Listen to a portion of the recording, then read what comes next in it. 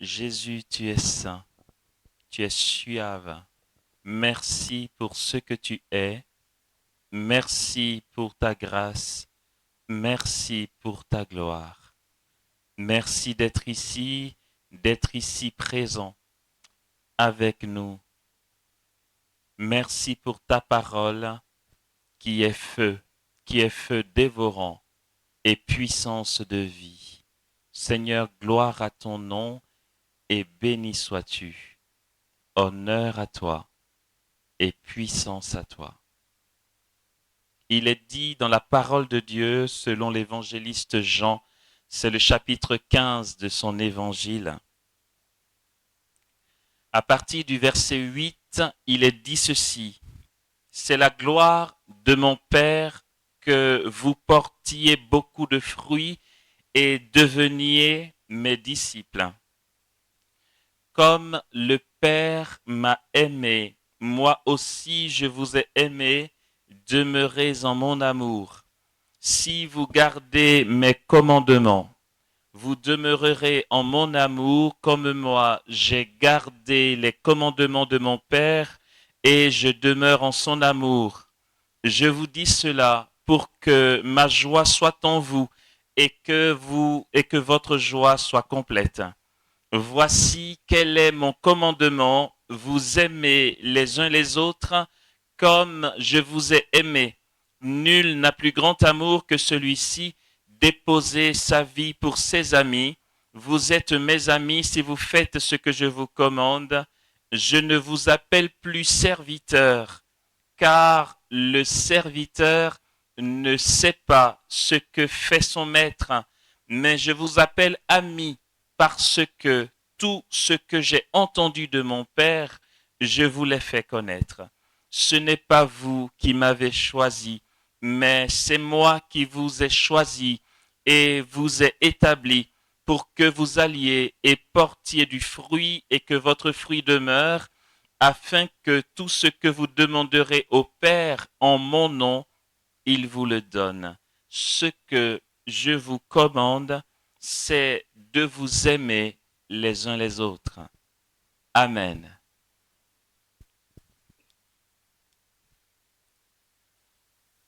Ce qui nous rassemble ici ce week-end, c'est le thème suivant. Je ne vous appelle plus serviteur, car le serviteur ne sait pas ce que fait son maître. Mais je vous appelle ami, parce que tout ce que j'ai entendu de mon Père, je vous l'ai fait connaître. Il dit dans le verset au-dessus, il n'y a pas de plus grand amour que de donner sa vie pour ses amis. Vous êtes mes amis, dit-il, si vous faites ce que je vous commande. Il y a une suite logique. Il dit, et je répète, il n'y a pas de plus grand amour que de donner sa vie pour ses amis. Vous êtes mes amis si vous faites ce que je vous commande. Et puis, dans la suite, il dira, je ne vous appelle plus serviteur, mais ami, car le serviteur ne sait pas ce que fait son maître. Je vous appelle mes amis parce que tout ce que j'ai entendu de mon Père, je vous l'ai fait connaître. En fait, frères et sœurs, on est piégés. Nous sommes mal barrés. Jésus nous a pris dans un guet-apens. Non, mais je vous assure, il dit, il n'y a pas de plus grand amour que de déposer sa vie pour ses amis. Si tu es ami, tu manifestes un amour très grand, celui de donner sa vie pour ton ami. Et quand tu entends ça, tu as envie de dire, il y a une question de mourir là-dedans, et ça te fait pas trop envie. Sauf que tu n'as pas trop le choix, puisque par la suite, il dit, je t'appelle plus serviteur. Mon gars, tu es mal barré. Tu es mon ami. Parce qu'en fait, non, mais Jésus nous dit, en fait, vous n'avez pas capté, les gars. En fait, vous êtes mes amis. Or, l'ami, il donne sa vie pour son ami. Tu vois ce que je veux dire ou pas? On est piégé là. Il nous a pris dans un guet-apens, le gars. C'est chaud. Là, tu as envie de dire, Jésus, je ne peux pas rester ton serviteur, c'est pas mieux. En fait, ce que tu as appris de ton père, c'est pas grave. Si tu ne me fais pas connaître ça, laisse tomber, tu vois. Je préfère rester serviteur. Mais il dit, si vous êtes mes amis, si vous faites ce que je vous commande, et il n'y a pas de plus grand amour que de donner sa vie pour ses amis. Waouh! Alors, bon, pour Jésus, c'est connu. Vous voyez, en fait, il y a longtemps qu'on entend cet évangile à la messe, à la liturgie. On entend ça. C'est connu. On sait que le gars, il nous a pris dans un guet-apens. C'est connu depuis la nuit des temps. Mais vous, ici, en fait, vous êtes fait avoir par le SCE. Ils ont pris ce verset et vous ont dit, venez réaliser que vous êtes les amis de Jésus, ceux qui meurent pour lui.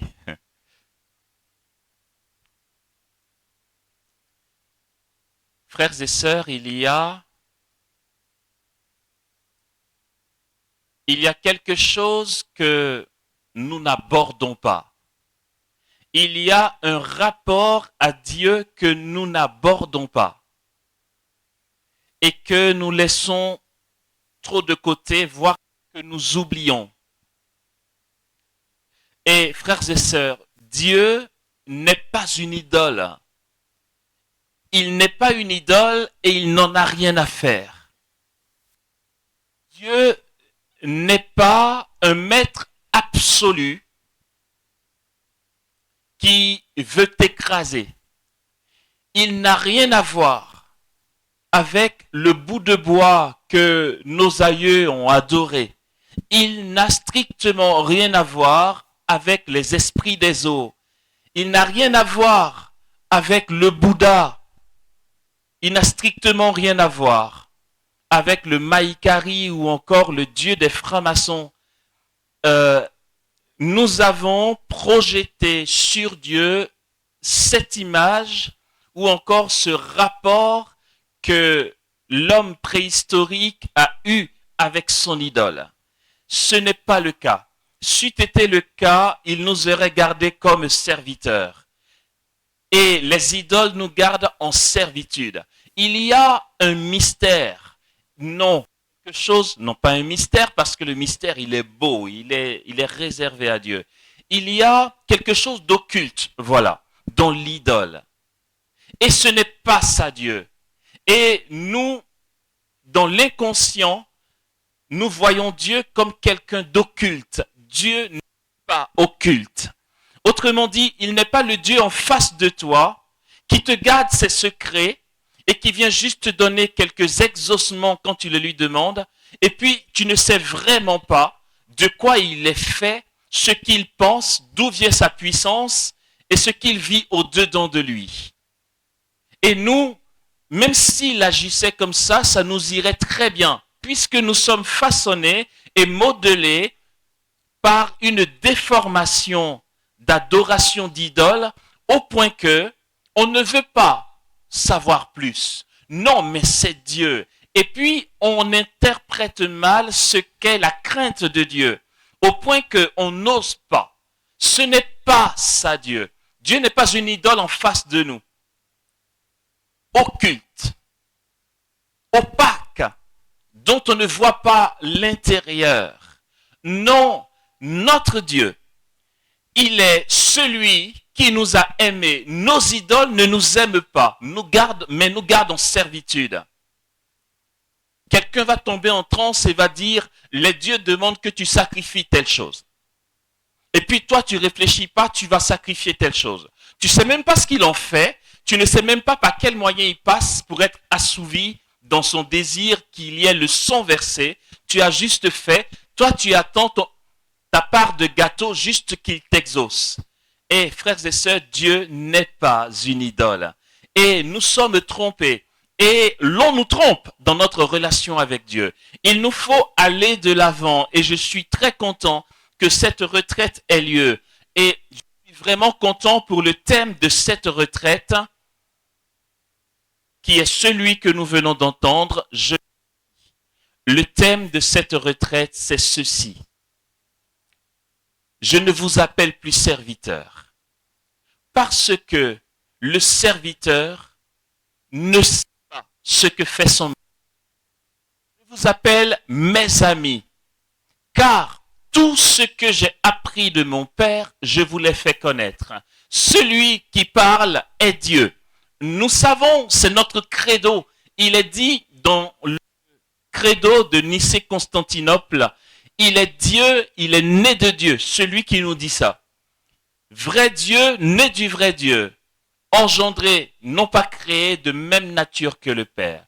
Dieu te dit, Dieu le Fils engendré depuis toute éternité, le Verbe éternel te dit, ce que j'ai appris de mon Père, je te le fais connaître. Dieu n'est pas opaque et occulte parce qu'il se donne à nous et il se découvre à nous. Dieu t'invite à entrer au-dedans de lui pour que tu vives ce qu'il vit. Voici le rapport avec Dieu. Et il ne veut pas. Sa joie, ce n'est pas d'être au-dessus de toi. Dieu n'en a rien à faire à être au-dessus de toi. Sinon, il n'est pas amour. Dieu ne veut pas être au-dessus de toi. Et toi, le tout petit qui fait ton bon petit qui lui fait plaisir. Dieu ne veut pas ça. Dieu est un ami. Ce qui est incroyable, extraordinaire dans l'amour de Dieu, c'est qu'il nous a appelés à l'existence pour que nous devenions lui. Il nous a appelés à l'existence, frères et sœurs, pour converser avec nous comme avec des amis. On ne peut pas être l'égal de Dieu parce qu'il n'y a qu'un seul Dieu en trois personnes. Pourtant, il nous invite à participer à ce qu'il est, pour qu'il converse avec nous, pour que nous l'aimions et qu'il nous aime, pour qu'il y ait une circulation d'amour, pour que nous soyons ses amis, pour qu'il puisse se confier à toi et qu'il te dise ses souffrances à lui. Oui, on peut l'entendre comme ça. Si cela peut nous casser toutes les fausses images que nous avons de Dieu. Il y a quelque chose qui nous échappe au point que nous nous laissons tromper par de fausses doctrines.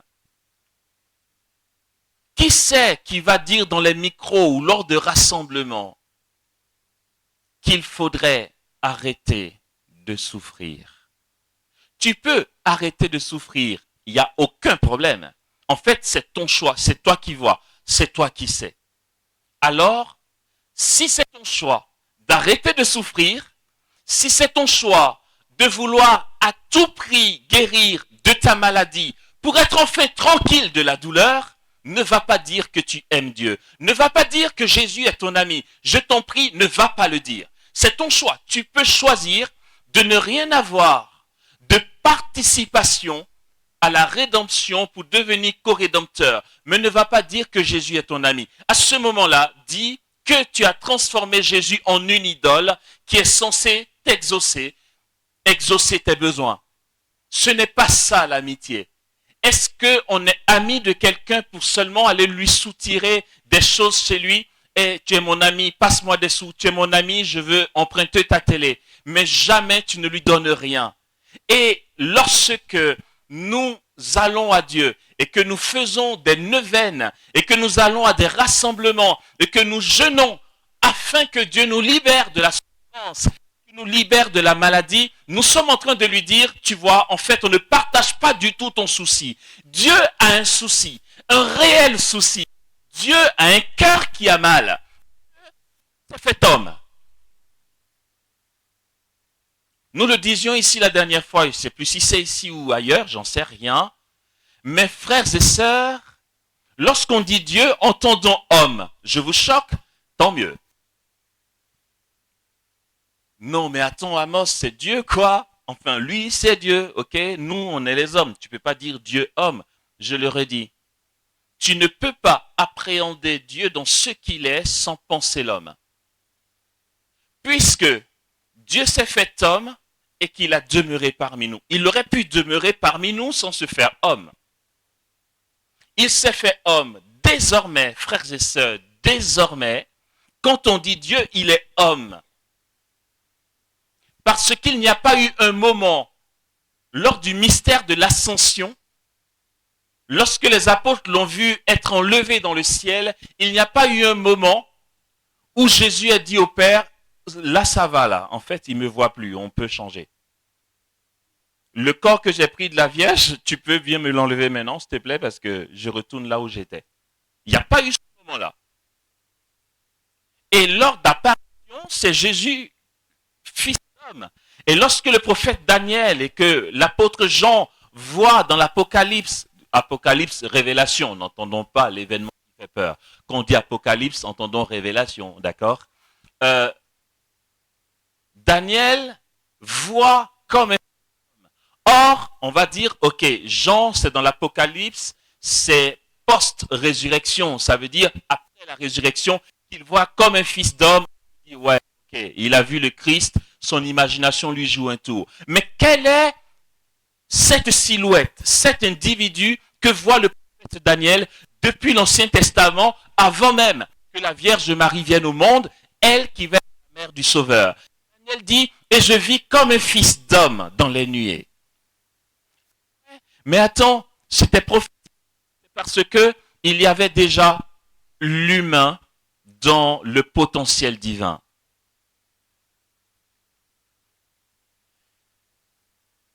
Je connais quelqu'un, et je suis trop content de le connaître. Oui, un ami à moi qui est voyant. Ok? Là, on travaille, on est en train de bosser pour la diffusion de ces messages. Non, mais attendez, c'est pas, je veux dire, c'est pas le petit rigolo, on va appeler, ou la petite rigolote qu'on va dire maman Fatou, maman truc, machin. Non, je vous en prie, c'est pas ça, d'accord? C'est le mec, apparition authentifiée avec tous les discernements, toutes les analyses à l'appui, la réalité qui répond de lui, c'est la congrégation pour la doctrine de la foi au Vatican. Vous voyez, c'est du haut de gamme. C'est pas un rigolo.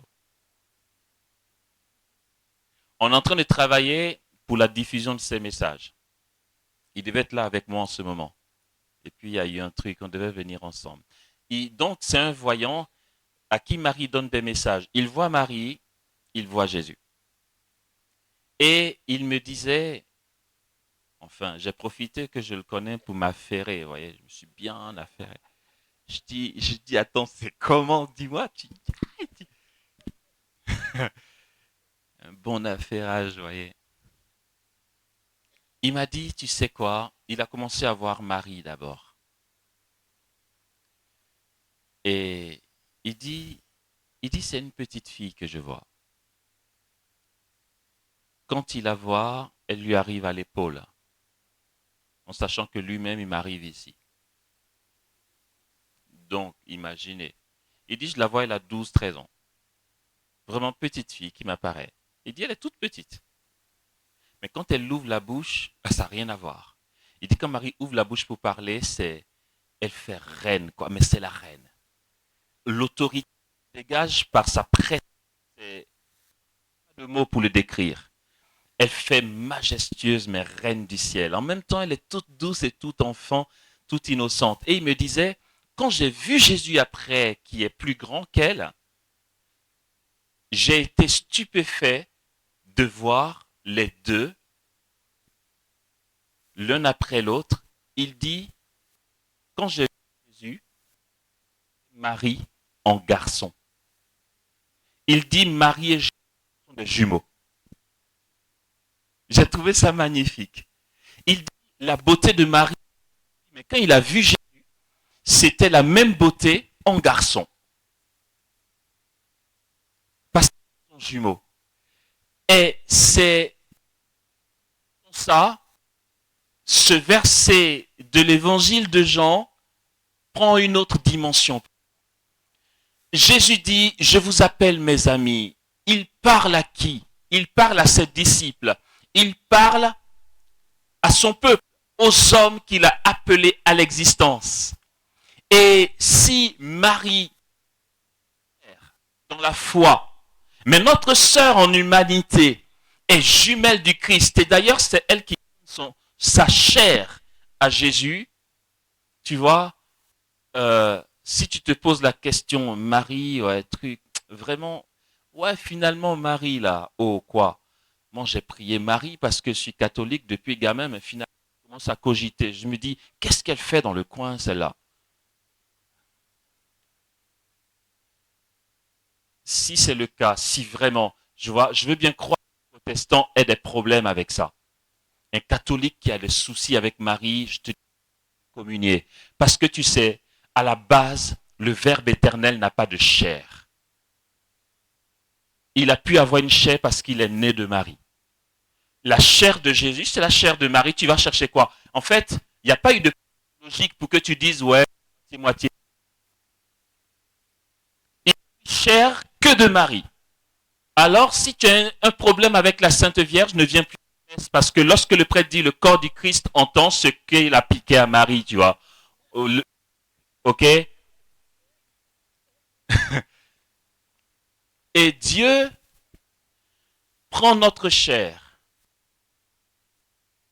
Frères et sœurs, qui sommes-nous face à Dieu qui nous invite à partager ce qu'il est? Pourquoi? Pourquoi nous n'avons pas encore compris qu'il a besoin de nous et qu'il veut faire de nous ses amis? Je pensais donc à un truc. Je me dis, mais quelle est cette arnaque? J'ai entendu un prédicateur dire,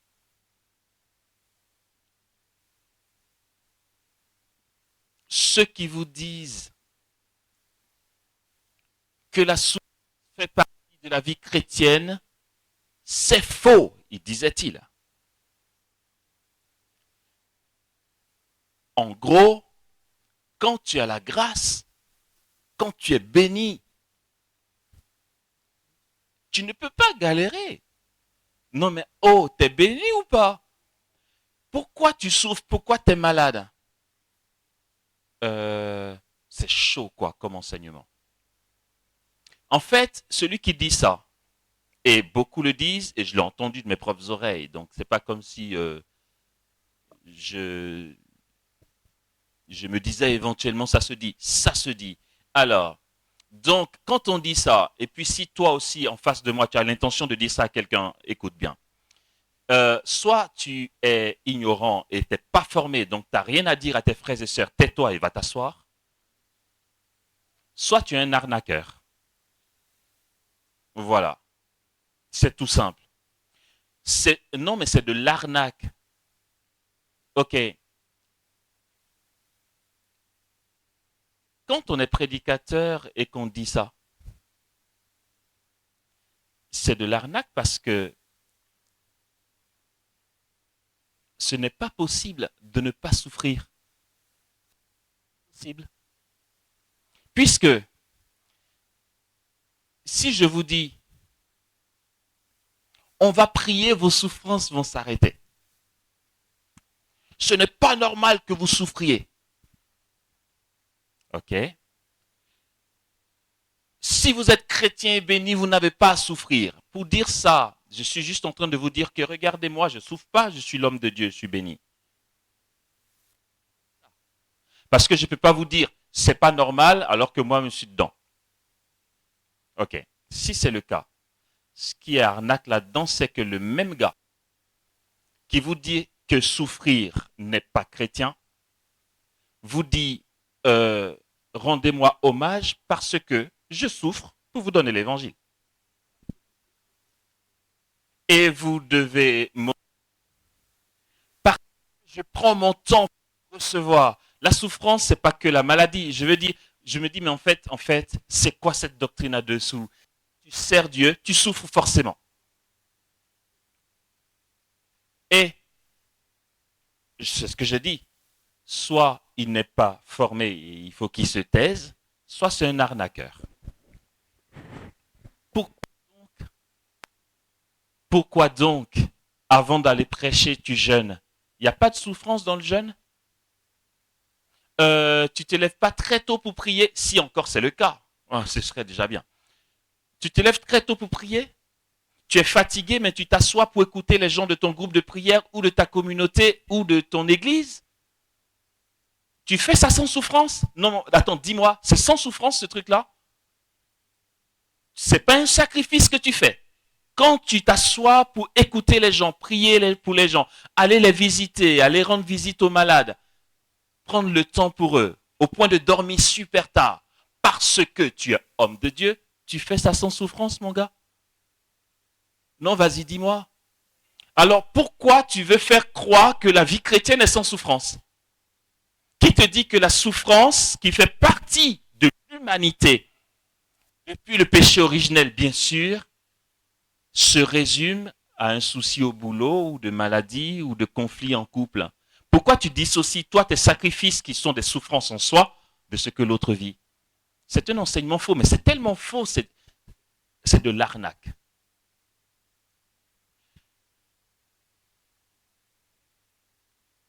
Regardez.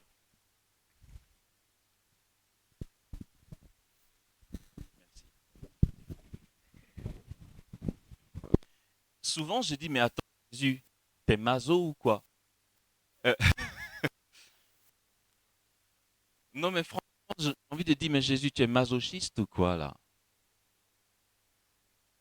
Comme nous disait le père Thibault de la communauté Saint-Jean lors de la dernière table ronde à la galerie Amos, il disait de toute façon, est-ce qu'on est vraiment libre? Est-ce que Dieu nous laisse le choix? Il y a quelque chose qui nous dépasse, puisque, en fait, la liberté chrétienne, c'est l'amour. Si tu vas chercher la définition, ne te fatigue pas, retiens ça. La liberté chrétienne, c'est aimer, point. Ne va pas rêver une liberté qui n'existe pas en Dieu, ok? Comme il nous donnait comme exemple, il nous disait, dites, est-ce que Marie a eu vraiment le choix? Quand l'ange Gabriel est apparu, il n'a pas dit, est-ce que tu veux bien être la mère du Sauveur? Il dit, hé, salut, comblé de grâce. Voici que tu concevras. Il n'a pas dit, est-ce que tu veux bien accepter de concevoir? Voici que tu concevras et que tu mettras au monde un fils, tu lui donneras le nom de Jésus. Information, merci. Information, s'il vous plaît. Pas de proposition. On est embarqué dans un amour, en fait. Ce n'est pas que Dieu entrave notre liberté. Dieu dit ça. À la base, lui qui sait tout, il sait que Marie a un cœur qui ne désire que d'être comblé de grâce. Elle est déjà comblée de grâce de par son désir. Or, Saint Jean de la Croix dit, Seigneur, c'est toi qui nous fais désirer et comble nos désirs. Même lorsqu'il nous fait désirer, il nous demande notre permission ou quoi? Sa grâce nous fait désirer quelque chose, ça nous vient de l'intérieur. Mais ce n'est pas qu'il entrave notre liberté. Il dit qu'il nous vient de l'intérieur, il n'a à nous demander la permission d'abord. Puis ce désir, c'est nous. Ce désir qui vient de lui, c'est nous.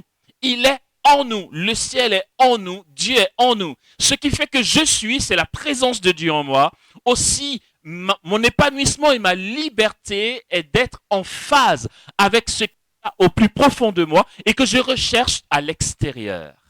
Ce qui vient de l'intérieur posé et qui est moi ne peut pas aller à l'encontre de moi.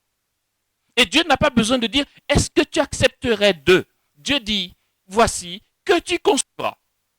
Et tu mettras au monde un fils. Et tu donneras le nom de Jésus. Et cette parole, comme a dit quelqu'un, information,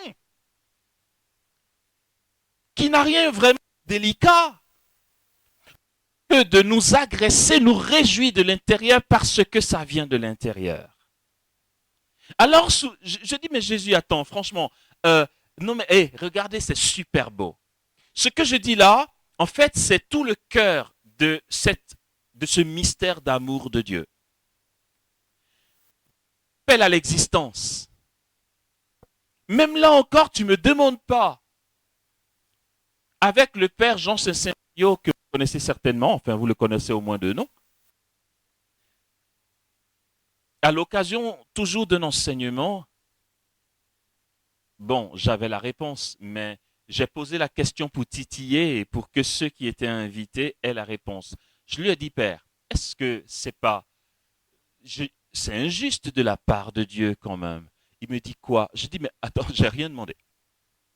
Je veux dire, avant ma naissance, je ne sais pas où j'étais, mais j'ai pas demandé à naître. Ok? Mon gars, si tu devais me faire naître pour que je pêche et que maintenant que j'existe, je vais finir dans un enfer éternel à brûler, je dis, écoute, fallait pas m'appeler à l'existence. Non, mais parce que fallait me laisser dans mon néant, tu vois. Tu m'appelles à l'existence et maintenant, je suis coincé. Je risque de tomber en enfer éternellement ou je vais cramer éternellement. Je dis, attends, on dit amour avec ça?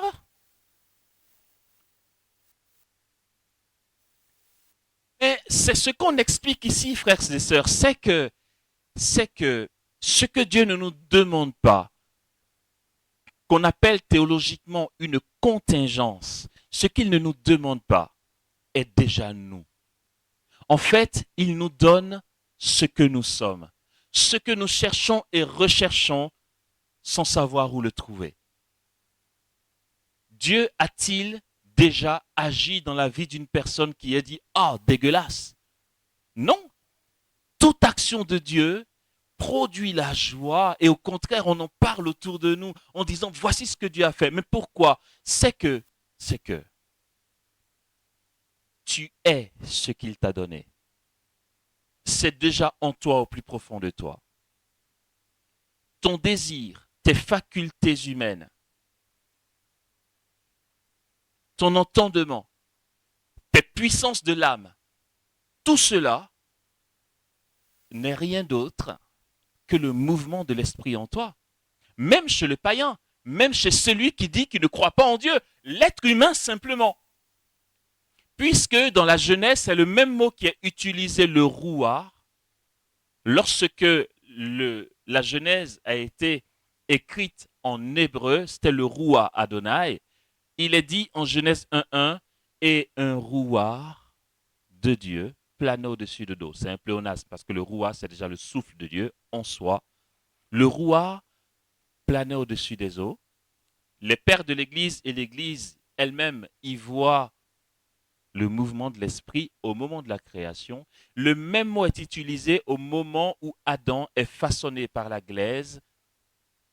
Il n'avait pas de vie. Alors Dieu souffla dans ses narines le rouar. Le même mot qu'on a utilisé pour ce souffle qui planait au-dessus des eaux. Le rouar est insufflé dans les narines d'Adam. Nous sommes pris de toutes parts. Nous sommes cernés de Dieu. Le ciel n'est pas en face de nous. Ce n'est pas en haut, le ciel est en nous.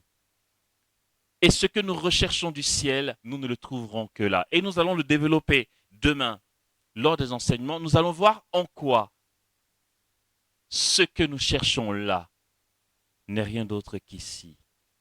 Et ce que Dieu donne, ce que Jésus fait avec certains saints, ce qu'on va dire, humainement parlant, rationnellement parlant, ce qu'il impose finalement à une âme, est-ce qu'il impose vraiment? Ou est-ce qu'il ne fait que rehausser ta vie pour que tu sois comblé de ce que tu cherches? Comment se fait-il que qu'il agisse dans certaines âmes de la sorte au point que tu dis mais pourquoi ça lui tombe dessus? Et de l'extérieur, tu trouves ça trop difficile. Mais l'âme vit ses grâces est tellement bénie. C'est l'amitié avec Jésus. On n'est pas son ami pour que ça aille dans un seul sens. Ce qui fait gloire de mon Père, dit-il, c'est que vous portiez beaucoup de fruits et qu'ainsi vous soyez mes disciples. Il n'y a pas de plus grand amour que de donner sa vie pour ses amis. Vous êtes mes amis si vous faites ce que je vous commande.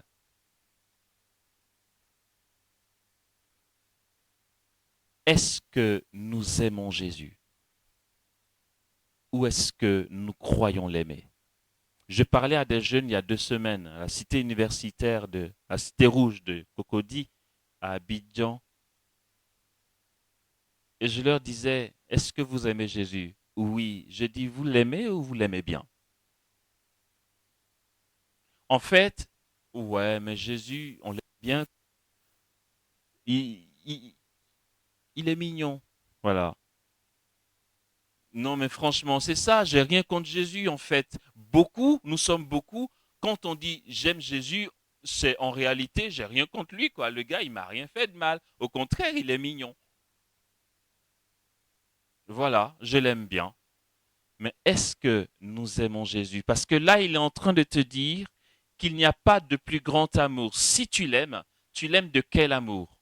Un amour au rabais ou le grand amour? Et il te dit, si tu m'aimes, si tu veux m'aimer du plus grand amour, il n'y en a pas plus grand que de déposer ta vie pour tes amis, pour ton ami. Si je suis ton ami, alors en fait, ce à quoi je t'appelle, c'est que tu meurs pour moi.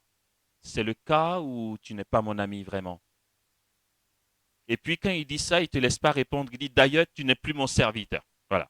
C'est terminé, c'est réglé. Tu la fermes. Tu es mon ami. Point. C'est pour ça que j'ai commencé par dire qu'on est dans un guet-apens. Jésus dit, vous êtes mal barrés. D'ailleurs, vous allez mourir pour moi. Parce que vous êtes mes potes, ok?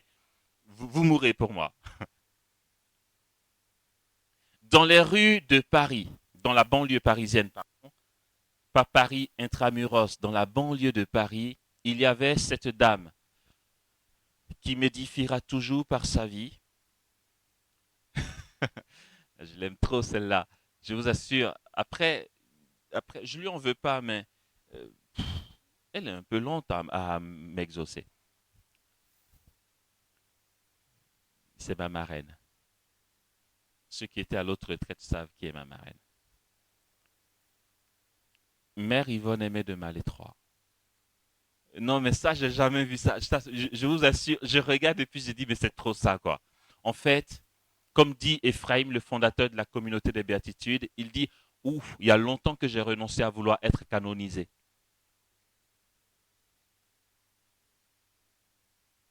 Mais parce que ceux qui sont canonisés ne sont pas les seuls au ciel. Il y a beaucoup de saints au ciel qui ne sont pas canonisés. Quand tu veux être canonisé, finalement, tu finis par tomber sous le regard des hommes et tu veux qu'on te voie bien. Le vrai saint, c'est celui qui vit sous le regard de Dieu, qui n'a pas le souci de vouloir être canonisé. Et là, Yvonne aimait de Malétroit, c'est la baraque, ok? Non, mais j'aime trop. Ça s'appelle, en fait, c'est une bombe atomique, cette femme. Et l'Église, dans toute sa procédure de canonisation, a démissionné. J'ai dit, ouais, ça, c'est de la bombe, quoi. En fait, elle a tout fracassé. Yvonne aimait de Malétroit, elle n'est pas sainte, hein. Elle n'est même pas vénérable. Ah non, pas du tout. Elle est juste mère Yvonne aimée de Malétroit parce qu'elle a été la mère supérieure, elle a été la supérieure générale des Augustines. Elle n'est elle n'est pas vénérable. Enfin, elle n'est pas sainte, machin. Rien.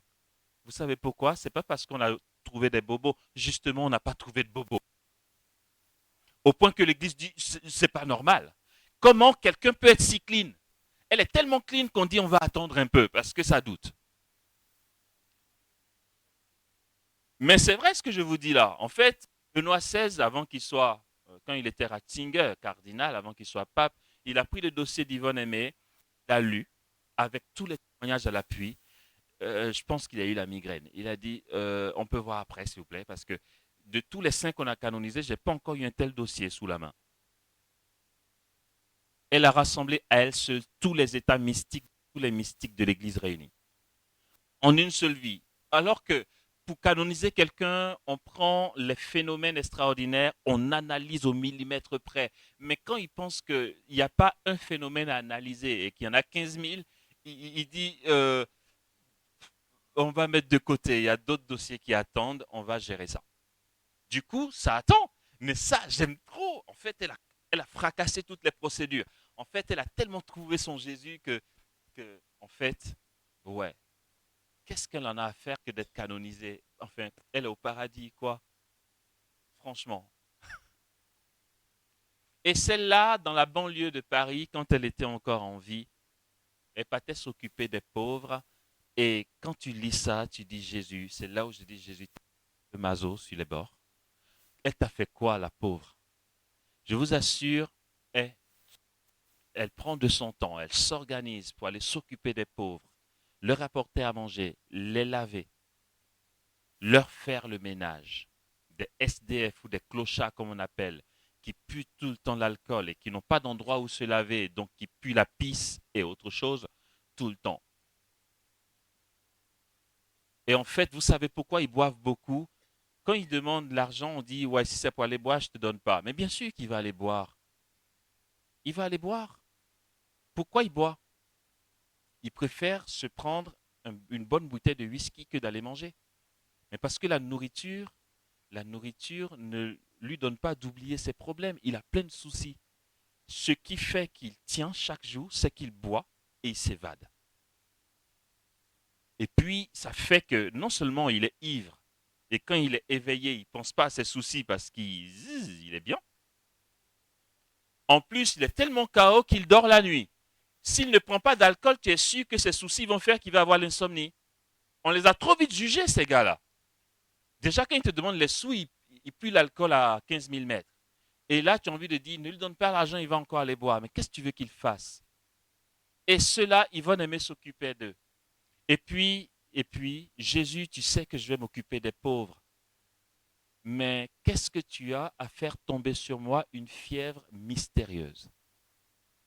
Elle avait jusqu'à plus de 40 de fièvre. Elle n'arrivait même pas à marcher. Pourtant, elle dit, aujourd'hui, c'est le jour où je vais voir mes pauvres. Elle ne peut pas marcher, elle attrape le mur. Elle s'appuie sur le mur pour avancer progressivement. Et elle va et elle s'occupe des pauvres. Et lorsqu'elle a connu sa nuit de l'esprit, tout le monde la traitait de fainéante. Elle n'arrivait plus, elle était encore jeune, elle était étudiante, elle n'arrivait plus à aller en cours. Et sa mère disait, tu fais exprès, c'est parce que tu es fainéante. Mais mystérieusement, elle avait une migraine qui ne passait pas. Elle n'arrivait pas à dormir. Elle ne dormait pas de la nuit. Tellement elle avait mal. Et ses parents l'ont envoyée voir un médecin normal. Le médecin ne trouve rien. Tous les examens de tous les spécialistes réunis, on dit, mais elle n'a rien. Déduction, tu vas aller en cours. Et avec cette douleur, elle allait en cours par obéissance. Et avec ça, elle partait s'occuper des pauvres. Tu as envie de dire, mais enlève-lui ça. Tu as une douleur mystérieuse. S'occuper des pauvres.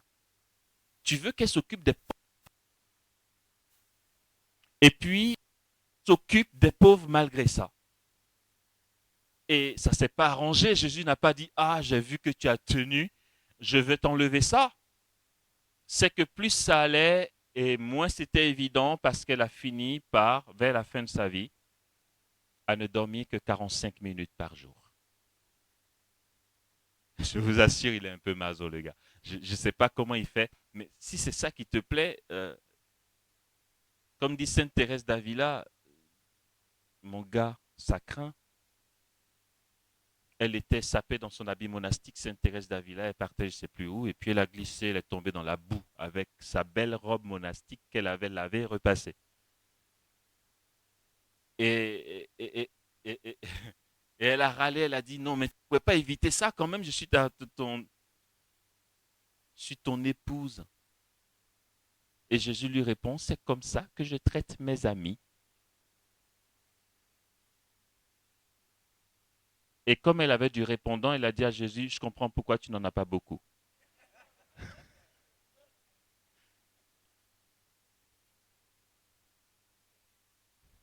45 minutes par nuit dormait Yvonne Aimée de Malétroit.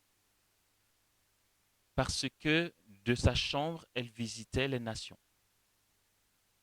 Elle dormait 45 minutes plus tard, son ange gardien venait. Eh oh, t'as assez dormi pour aujourd'hui, il y a du boulot. Mais est-ce que c'est anormal, frères et sœurs? Est-ce que vraiment c'est anormal? Est-ce que ce serait anormal que tu veilles toute la nuit parce que la fille de ta voisine est en travail et que l'accouchement est difficile, elle a à l'hôpital. Est-ce que ce serait anormal que, amicalement, tu veilles avec ta voisine du quartier à l'hôpital pour prendre sa fille? Est-ce que ça, c'est anormal? Est-ce que tu pourrais traiter ta voisine qui t'a sollicité de masochiste? Elle a un souci. Elle a une fille qui travaille, l'accouchement est difficile. Elle n'a pas les moyens, elle n'a pas de véhicule, elle te sollicite. Amicalement, tu y vas de tout ton cœur et tu trouverais ça anormal? Or, le truc, c'est qu'il y a un réel souci, frères et sœurs, on va s'arrêter là-dessus pour ce soir. C'est que Dieu ne dort ni ne sommeille. Tant que toutes les âmes de cette terre ne sont pas gagnées à Christ, Dieu travaille et il a besoin de toi, il a besoin de ses disciples, de ses amis, de l'armée des chrétiens, de sa grande famille. L'Église, c'est son corps mystique, il a besoin de toi et de moi pour porter avec lui le souci de ce monde. Mais tu dis, toi tu es mon ami, je sais que tu as un souci pour ce monde, mais débrouille-toi tout seul, je veux dormir. Je ne veux plus être malade, je ne veux pas avoir de sacrifice à offrir. Je ne veux rien te donner en sacrifice qui pourrait sauver les âmes, puisque je te suis indifférent, s'il te plaît. Mais je t'aime, si tu veux savoir. Et Yvonne Aimée de Malétroit, c'est pour ça que j'ai pris la peine d'expliquer tout à l'heure. Yvonne Aimée de Malétroit n'était pas malheureuse dans cette souffrance. La souffrance, elle est réelle. Si tu acceptes, même Jésus qui s'est donné, quand on a mis les clous, il a crié aïe. Donc la souffrance est réelle. Peut-être même que tu en pleures, que tu gémis, mais ça n'a rien à voir, ce n'est qu'accidentel. Au plus profond d'elle-même, c'était sa joie, puisque c'est ce qu'elle a voulu. Enfant qu'elle était, je pense à 5 ou à 8, je peux me tromper, c'est entre les deux, au moment de sa première communion, cette petite fille a l'audace dans sa chambre de se blesser elle-même, jusqu'à ce que coule son sang. Et avec son sang, elle écrit un pacte d'amour avec Jésus, de son sang, avant de recevoir l'hostie. Est-ce que c'est une cause à effet? J'en sais rien. Mais Jésus devient pour elle un époux de sang, un amant de sang. Et au plus profond d'elle-même, c'est ce qu'elle a toujours désiré. Dieu aurait-il permis ça dans sa vie si cela ne venait pas de l'intérieur?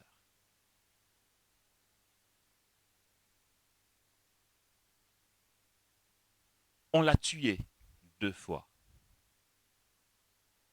Elle n'est pas morte. Je n'ai pas dit on a tenté de la tuer. On l'a tuée. Non, mais vous comprenez pourquoi Joseph Cardinal Ratzinger dit mettez-moi ça de côté. Je ne comprends pas ce mystère. On l'a tuée 2 fois. Elle a été agressée physiquement, battue et violée. Elle partait voir ses pauvres.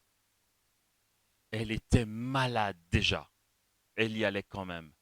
Pourquoi Jésus permet que ce soit ce jour-là qu'il y ait quelqu'un qui l'attend derrière le mur? Il savait qu'elle viendrait. Dès qu'elle est sortie, il a sauté sur elle. Il l'a battue et il l'a violée. Elle qui ne connaissait pas d'homme. Et c'est pas tout celui qui a fait ça, c'était un prêtre. Voici la vie d'Yvonne Aimée. Voici comment Jésus traite ses amis. Coucou. Enfin, après, tu n'es pas obligé de rester à la retraite. Hein. Je ne sais pas si tu veux négocier pour qu'on t'enlève 5 000 francs. On te rembourse peut-être les 2 jours qui restent. C'est toi qui vois. Non, mais je vous ai dit, le SE vous a piégé, les gars. Le SE vous a piégé. Voici comment il traite ses amis.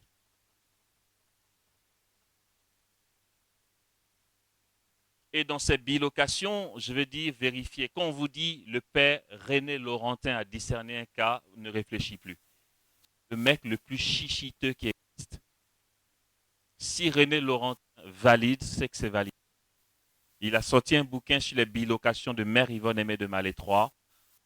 Mais le gars, il est vraiment maniaque.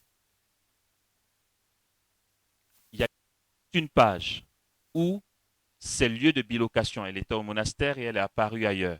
Ceux qui l'ont vue ont mis leurs adresses, leurs noms, où les contacter, à quelle heure ils l'ont vu, le dialogue qui a eu lieu pour que les gens vérifient. C'est béton, d'accord? tout ça. Euh, Lors de ses bilocations, elle se retrouvait, c'est comme ça qu'un jour, elle raconte, elle s'est retrouvée dans les rues d'Allemagne. Elle était malade dans sa chambre. En fait, quand les moments viennent, elle a des maladies que les médecins ne maîtrisent pas. C'est qu'en fait, elle porte les souffrances des autres. Et puis, dans sa chambre, elle était là avec ses sœurs, mais un peu stone, comme si elle avait sommeil. Ses sœurs ont appris à savoir, ses sœurs religieuses ont appris à comprendre que quand elle est comme ça, c'est qu'elle est ailleurs en train de faire autre chose. Elle s'est retrouvée, alors qu'elle était malade, pouf, elle dit, je me suis retrouvée dans une rue. Dans une rue, vers 10 heures, normale, une rue, une rue commerçante. Et je marchais dans la rue. Je ne savais pas où j'allais, sauf que j'entendais les gens parler allemand autour de moi. Elle s'est retrouvée dans une rue quelque part à Berlin. Elle dit, Jésus, je vais où? Il dit, avance. Pendant ce temps, elle est au monastère, hein. Elle cause avec ses sœurs. Arrivée devant une maison, Jésus dit, arrête là. Elle sonne. Une dame lui ouvre. Quand elle ouvre la bouche, surprise, elle parle allemand. Elle ne parlait pas allemand. Elle dit, je viens voir le monsieur qui est ici, qui travaille là. La dame lui dit, vous avez rendez-vous? Elle dit non, mais dites-lui qu'il y a une religieuse qui arrive de France pour le voir. La dame dit, vous pouvez rentrer. Il est dans son bureau. Elle y va. Il lui dit, alors, qu'est-ce que je peux faire pour vous? Elle dit, je suis venu chercher l'hostie que vous avez cachée dans l'armoire ici. Le gars panique, mais comment vous savez ça? Elle dit, je suis religieuse, donc l'épouse de Jésus, c'est lui qui m'a dit, je veux l'hostie qui est dans l'armoire. Le gars, il voulait pas. Elle a dû aller chercher l'hostie. Elle a reçu des coups. Voici, ça, il y en a eu plein. Et un jour, elle a, elle a débarqué dans un coin, il y avait une messe noire. C'est un prêtre catholique qui faisait une messe noire. La messe noire, c'est la messe qui ressemble à pour nous, mais c'est à la gloire de Satan, la semaine. Elle s'est retrouvée là. Jésus l'avait envoyé, Jésus dit, parce que c'est ceux-là qui volent l'hostie, ils ont besoin de ça pour leur messe noire. Jésus dit, tu vas m'arracher là, je suis dans leurs mains là-bas, tu enlèves. Elle est partie, elle a pris l'hostie, mais le prêtre l'a poursuivie, il a réussi à la rattraper. Il a bastonné et il a poignardé. Et elle était morte. Mais comme elle était de l'autre côté aussi, elle a vécu là-bas. Et à la fin de la vie de ce prêtre, qui est mort dans enfin, qui a failli mourir dans le blasphème, parce qu'il ne supportait plus le nom de Jésus. En fait, il a tellement chanté à la gloire de Satan qu'il ne voulait pas Dieu. Il refusait Dieu catégoriquement. Et là, Mère Yvonne Aimée lui apparaît et lui dit, demande pardon à Dieu. Il ne voulait pas. Ça a été un combat pendant 1h30. Il était en train d'agoniser pour mourir. Il lui disait, ne prononce pas ce nom-là devant moi, je le déteste celui-là. Et son rôle, c'était de lui donner, d'accepter Dieu avant de mourir. Et il a fini par dire, Jésus, pardon, avant de mourir. Mais pendant qu'elle lui parlait, il a dit, mais qu'est-ce que tu fais là? Je t'ai tué, toi. Oui, il avait poignardé. Et sa vie, c'était que des souffrances.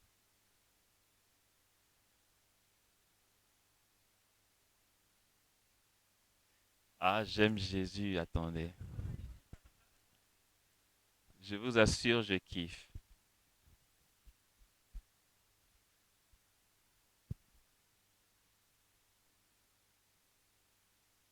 Nul n'a plus grand amour que celui-ci, déposer sa vie pour ses amis.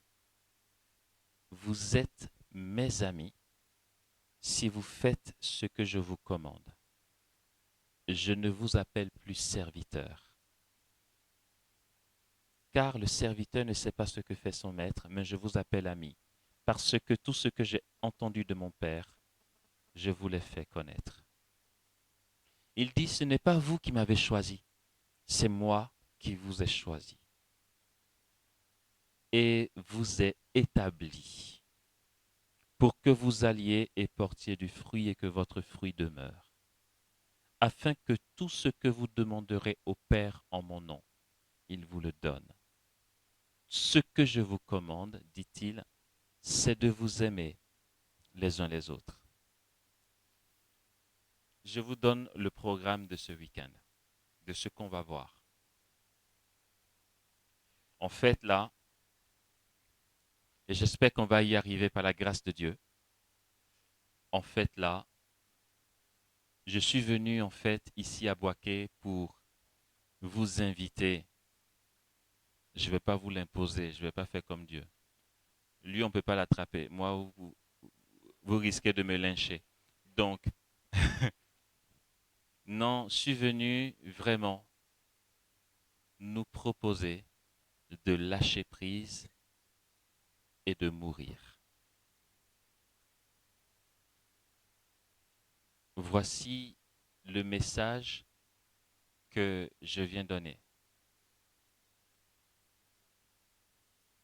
Jésus veut qu'on lâche prise et qu'on meure. Ça veut dire quoi?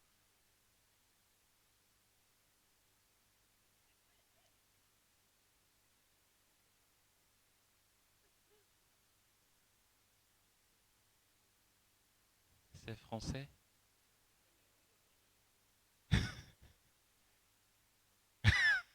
Elle dit, je ne comprends pas bien ce français-là. Jésus veut nous inviter à perdre pied, à ne plus rien maîtriser de nos vies, accepter de renoncer à ce que nous sommes, à ce que nous souhaitons, à nos ambitions et nos projets. Il veut qu'on meure à nous-mêmes. De toute façon, ce que je viens de dire là, n'attendez pas que je le dise d'une autre manière. C'est ça ou c'est pas ça. Et celui qui acceptera de jouer le jeu en verra les fruits incroyables. Tu ne joues pas le jeu, tu sais ce qui va t'arriver. Si tu ne joues pas le jeu, tu sais ce qui va t'arriver. D'accord, je vais te dire. Tu seras au paradis. Parce que Dieu est bon. Tu seras au paradis parce que ton frère qui a joué le jeu aura gaspillé sa vie pour que toi, tu sois rattrapé au paradis. Enfin, si tu ne connais pas la honte, tu peux, si tu veux, tu peux entrer au paradis et dire merci mon gars, hein, t'as bien galéré, merci. Enfin, après, c'est toi qui vois. Dieu, ça ne le gêne pas, il est bon. Moi, je connais un peu la honte, un peu quand même. Voilà, c'est ce qui risque de t'arriver si tu ne joues pas le jeu. En fait, non mais voilà, je dis ça dans la rigolade, mais en réalité, c'est vrai. Qu'est-ce que vous croyez quand je parle d'Yvonne Aimée et tout? Ça servit à quoi? Mais ça servit à consoler des âmes quelque part qui ne connaissent pas Dieu ou qui ne se donnent pas ou qui sont en train de pleurer devant les sanctuaires. A dit Seigneur, ouais, machin truc, c'est par. En fait, il y a ceux qui viennent égoïstement pleurer devant Jésus parce qu'ils ont besoin de ci, de ça, que Jésus voit, qu'il aime. Et puis il y a ceux qui ne font plus du tout cas de ça, mais dont la vie est totalement donnée à Jésus et pour Jésus, pour porter du fruit et pour sa gloire. Ceux-là, parce que leur cœur le désire, Jésus permet pour eux, providentiellement, des souffrances, explicables ou pas, mais c'est pour d'autres personnes.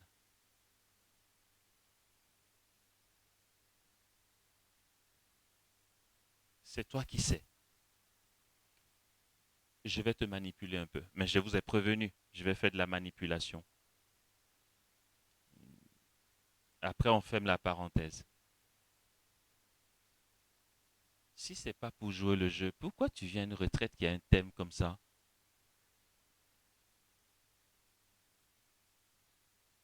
Je vous embête. Je ne sais pas manipuler, je ne suis pas psychologue. Non, mais on s'attend à quoi avec un thème comme ça quand on vient?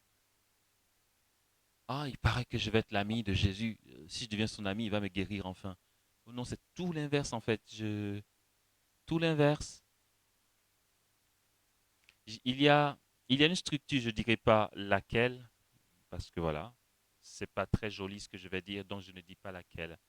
Il y a une structure qui a organisé une retraite à Abidjan qui avait pour thème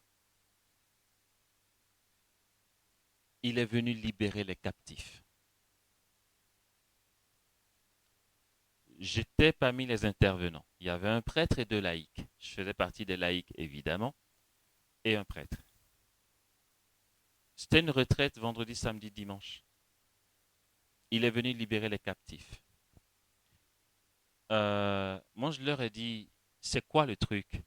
Ceux qui ont organisé, hein. Je leur ai dit quand je les ai rencontrés, vous vous attendez à quoi?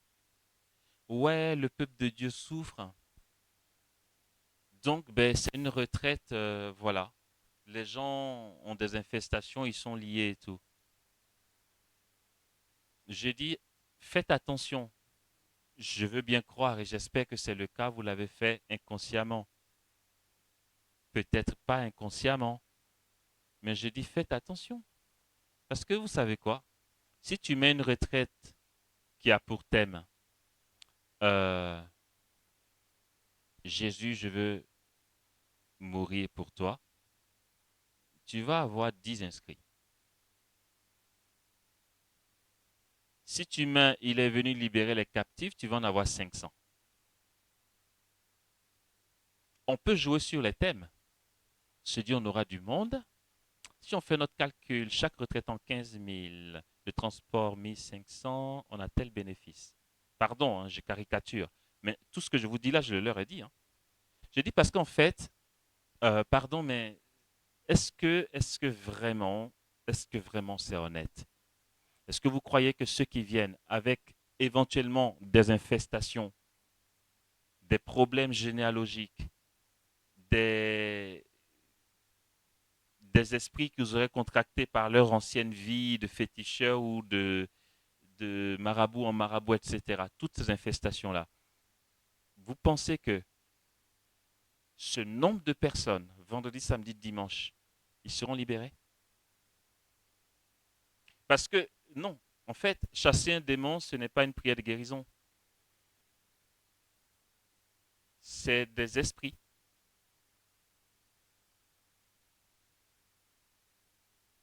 Au Congo, j'ai fait 12 mois où vraiment, en moyenne, je dis en moyenne,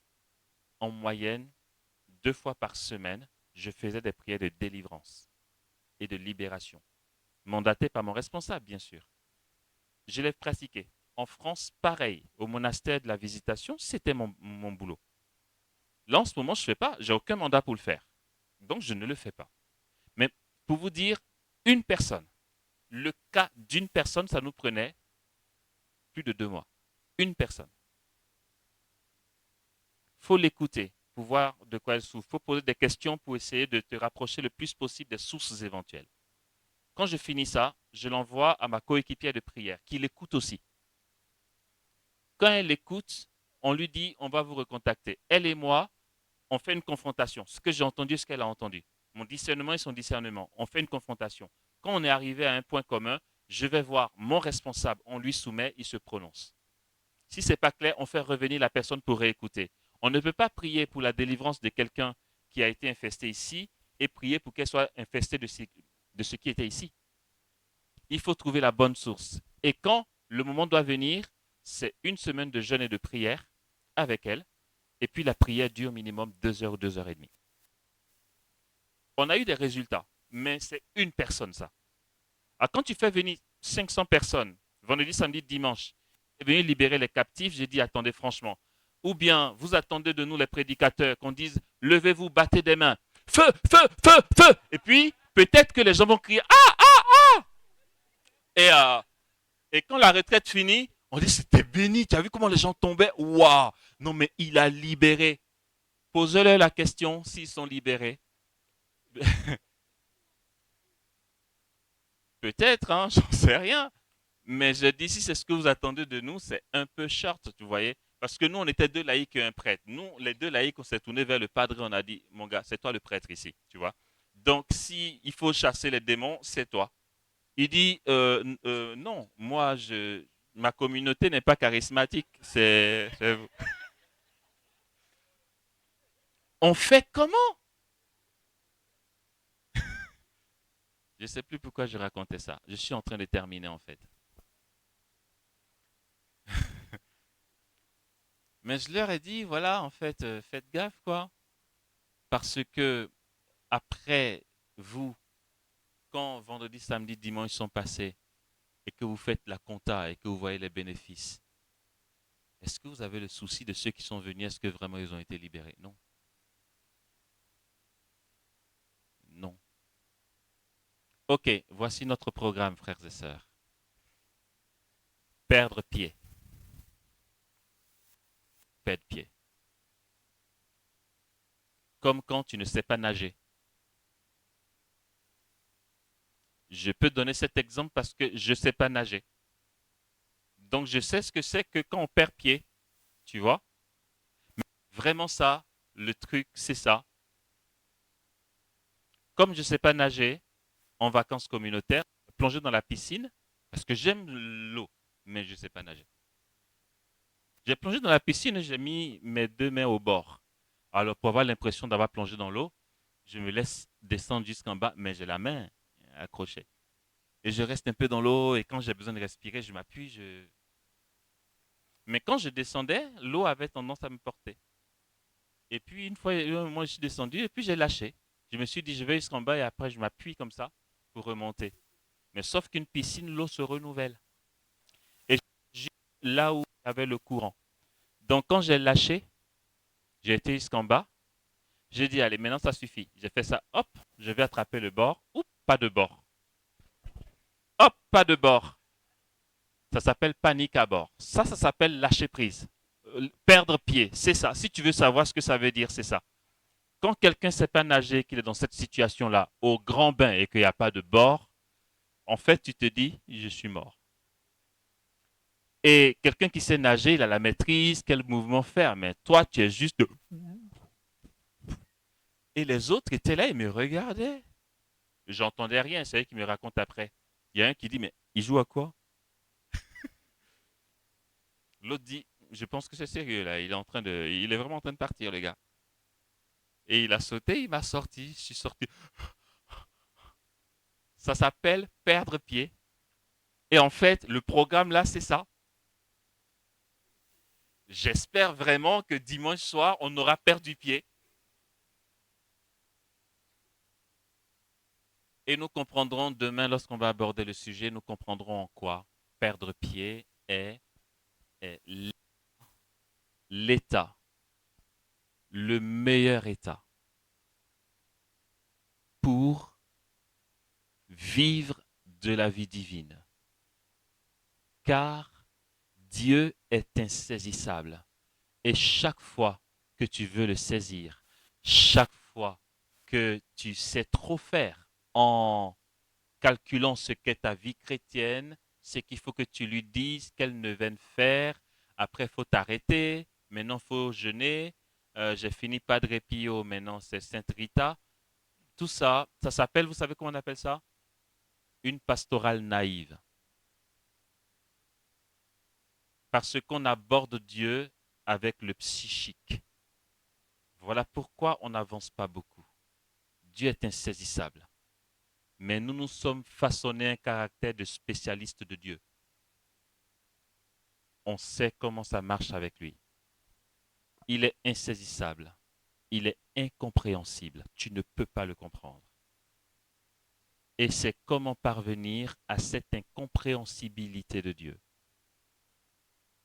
que nous allons voir pendant cette retraite, car parvenir à cette incompréhensibilité de Dieu, descendre dans ce lieu du rien, c'est le lieu de l'union profonde, de l'amitié profonde avec Dieu, où il est enfin libre de devenir Dieu en nous.